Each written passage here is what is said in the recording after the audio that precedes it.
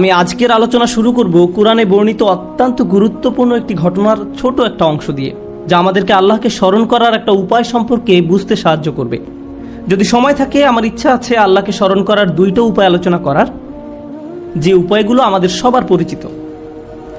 আল্লাহ আজ্জা জাল্লাহ যখন মানুষ সৃষ্টি করার এবং তাকে পৃথিবীতে পাঠানোর সিদ্ধান্ত নিলেন, আল্লাহ আজ্জা জাল্লাহ প্রথমে ফেরেশতাদেরকে বিষয়টা জানালেন, ইন্নী জাইলুন ফিল আরদি খলিফা, আমি পৃথিবীতে একজন প্রতিনিধি পাঠাতে চাচ্ছি, যার পরে প্রজন্মের পর প্রজন্ম আসতে থাকবে, অর্থাৎ তারপর তার সন্তানরা আসবে, তারপর তার সন্তানরা আসবে, এভাবে চলতে থাকবে।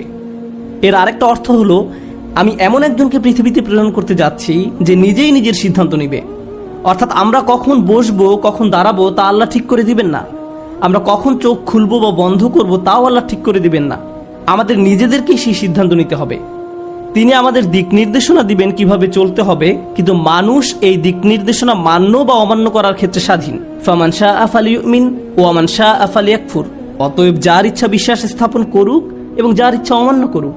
এখন পর্যন্ত ফেরেশতারা জানেন যে আল্লাহ তাদের নিজেদেরকে স্বাধীন ইচ্ছা শক্তি দিয়ে সৃষ্টি করেননি।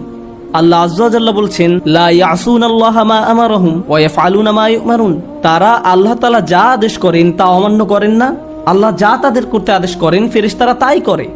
এখন আল্লাহ ফেরেশতাদের বলছেন, আমি নতুন এমন একজনকে সৃষ্টি করতে যাচ্ছি এবং যাকে আমি পৃথিবীতে পাঠাবো তার স্বাধীন ইচ্ছা শক্তি থাকবে, আর তারা প্রজন্মের পর প্রজন্ম ধরে পৃথিবীতে বসবাস করবে। ফেরেশতারা খুবই অবাক হলো।